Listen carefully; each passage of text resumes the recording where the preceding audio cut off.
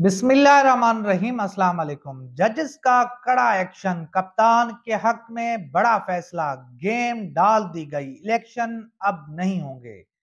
काजी फायज ईसा के नवाज शरीफ के हक में दलाइल, ताकत और हलकों का एक और मंसूबा पूरे मुल्क की अदालतों ने तहस नहस करके रख दिया। करप्ट ब्यूरोक्रेसी को अपने साथ मिलाकर जिस तरह तहरीक इंसाफ के उम्मीदवारों को इलेक्शन से दूर करने के अहकाम जारी किए गए थे, आज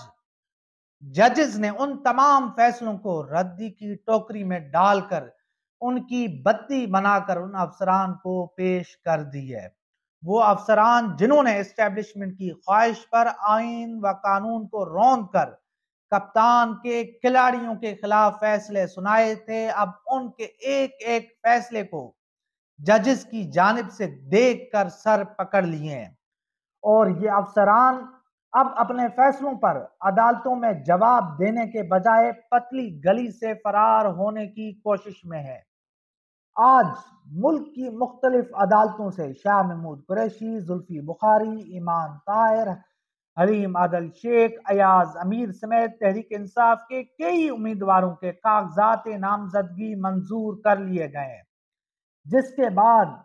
अब खबर आई है कि नामालूम कुव्वतों ने डर और खौफ की वजह से बड़ी साजिश तैयार कर ली है, जिसकी वजह से आज इस्टेब्लिशमेंट के कठपुतली चेयरमैन सेनेट सादिक संजरानी ने 2 नंबरी के जरिए इलेक्शन मुलतवी की करारदाद मंजूर करते हुए सेनेट का इजलास गैर मुइना मुद्दत तक मुलतवी करा दिया है। तो अब काजी फायज ईसा पार्लियामान को इज्जत देंगे या फिर आईने पाकिस्तान को, क्योंकि काजी फायज ईसा ने हमेशा आईने पाकिस्तान को रौंद कर आइन कानून का जनाजा निकाल कर जिस तरह पार्लियामेंट में बैठे हुए चोरों को रिलीफ फराहम किया है, जिस तरह उनकी सहूलतकारी अदा की है। हमने देखा कि supreme court practice and procedure bill में जिस तरह आईने पाकिस्तान को साइड पे रख के जिस तरह इस कानून को पास किया गया और एक नजीर बनाई गई कि आइंदा कोई भी आइन को रौंद कर, आइन को रद्दी की टोकरी में डालकर, आइन का जनाजा निकाल कर अगर कोई भी जो है का सादा कानून साजी करेगा तो उसको कबूल कर लिया जाएगा। और देखते हैं कि ये सूरत हाल किस तरफ जाती है कि वो काजी फायज ईसा जो कहते थे कि 8 फरवरी इलेक्शन पत्थर पर लकीर हैं, तो क्या अब वो अपने इस फैसले को मनवाएंगे या फिर नहीं। तो इस वक्त जो इम्तिहान है वो काजी फायज ईसा का है, काजी फायज ईसा के हम नवाज जजेस का है, जिन्होंने बड़ी बड़ी भड़कें मारी थी, जिन्होंने बड़े बड़े जो है अपना बयान दिए थे, बड़े बड़े दावे किए थे। तो अब देखते हैं कि वो इस साजिश से बाहर कैसे निकलते हैं। और इसके साथ साथ काजी फायज ईसा जिस तरह जो है सुप्रीम कोर्ट में बैठकर नवाज शरीफ की नाअहली को अहलियत में बदलने के लिए जिस तरह दलाइल दे रहे हैं, जिस तरह उनकी वकालत कर रहे हैं, जिस तरह के हीले बहाने इस्लामी टच दे रहे हैं, क्या इस तरह नवाज शरीफ को इक़्तिदार देकर, इस तरह नवाज शरीफ को इक़्तिदार में लाकर क्या इससे तमाम मसले हल हो जाएंगे? फिर तो जो आम कैदी हैं फिर उनको किस चीज की सजा दी जा रही है? अगर उन्होंने भी तौबा कर लिया, अगर काजी फायज ईसा साहब ये कहते हैं कि अगर कोई तौबा कर ले तो फिर अल्लाह भी उसको माफ कर देता है, इस्लाम में भी दरवाजा खुला हुआ है, तो फिर तो पूरे मुल्क की जेलों को बंद कर देना चाहिए। अगर कोई कैदी तौबा कर लेता है, अगर जो है वो माफी मांग लेता है, तो फिर उनको किस चीज की सजा दी जा रही है? ये जो सजा जजा का कानून है, ये इसका भी कोई मकसद होता है, ये भी किसी हिकमत की वजह से ये तमाम तर चीजें होती हैं। तो देखते हैं कि ये मामलात किस तरफ जाते हैं। और दूसरी तरफ हसन अयूब साहब जो आजकल कंपनी के तर्जुमान हैं, कंपनी के बड़े खास हैं, और जिस तरह की वो ट्वीट्स करते हैं, जिस तरह की वो चीजें करते हैं, कल रात वो काशिफ अब्बासी साहब के प्रोग्राम में बैठे हुए थे और वो फरमा रहे थे कि जी मैं आर्मी चीफ का चापलूस नहीं हूं, मैं उनकी कोई खुशामद नहीं करता। उन्होंने कहा कि कंपनी, इदारा وہ جو ہے 9 مئی کو بھولنے کو تیار نہیں ہے، وہ نہ وہ 9 مئی کو بھولے گا اور نہ ہی 9 مئی میں ملوث لوگوں کو بخشے گا۔ اور اس کے ساتھ ساتھ انہوں نے کہا کہ اب کی بار نواز شریف نے کوئی جج خریدا نہیں ہے، کیونکہ جنرل عاصم منیر کسی بھی جو ہے ایسی ڈرٹی گیم کا حصہ بننے کو تیار نہیں ہے۔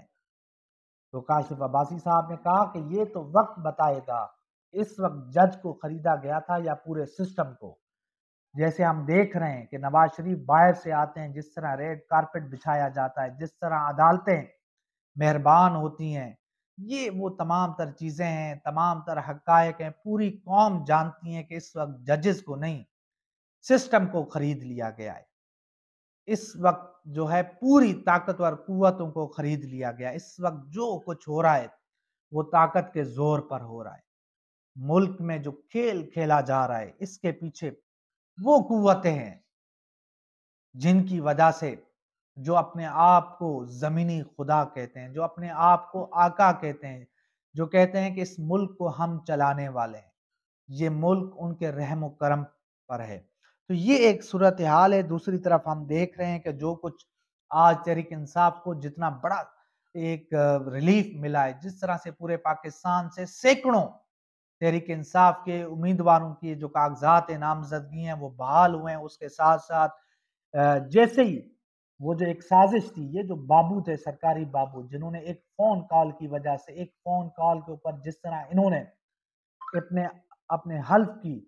جو ہے اس کے ساتھ غداری کی، جس طرح انہوں نے غیر آئینی فیصلے دیے، جس طرح انہوں نے ہیلے بہانوں کے ذریعے تحریک انصاف کو الیکشن کے میدان سے دور کرنے کی کوششیں کی، اب وہ تمام کی تمام کوششیں ڈھیر ہو گئی ہیں، ان کے تمام منصوبے وہ تباہ و برباد ہو گئے۔ تو اب جب انہوں نے دیکھا کہ جی یہ تو عدالتوں سے تو ہمارے تمام فیصلے اڑ گئے ہیں، تو اب ان کے پاس ایک ہی ذریعہ رہا ہے تحریک انصاف کو اس پورے کھیل سے آؤٹ کرنے کا، اور وہ یہ ہے کہ الیکشن نہ ہونے دیں، ملک میں ایسے حالات پیدا کیے جائیں۔ میں بارہا آپ کو بتا رہا ہوں کہ ملک میں ایسے حالات پیدا کیے جا رہے ہیں، ایسی صورتحال پیدا کی جائے گی کہ تمام ادارے بشمول سپریم کورٹ آف پاکستان ہاتھ کھڑے کر دے، الیکشن نہ ہو۔ کیونکہ اس وقت اگر الیکشن ہوتے ہیں، چاہے تحریک انصاف کے پاس بلے کا نشان ہو یا نہ ہو، پورے ملک سے تحریک انصاف کے امیدوار، ان کے حمایت یافتہ امیدوار، چاہے وہ آزاد حیثیت میں کھڑے ہوں یا کسی پارٹی کے ساتھ وہ الحاق کریں، جس طرح کل تحریک انصاف نے اعلان کیا کہ وہ شیرانی گروپ کے ساتھ جو ہے وہ اتحاد کرنے جا رہے ہیں، ان کے ساتھ مل کر انتخابات لڑیں گے۔ تو اگر یہ بھی سلسلہ ہو جاتا ہے تو پھر بھی تحریک انصاف کو کوئی بھی طاقت نہیں روک سکتی ہے۔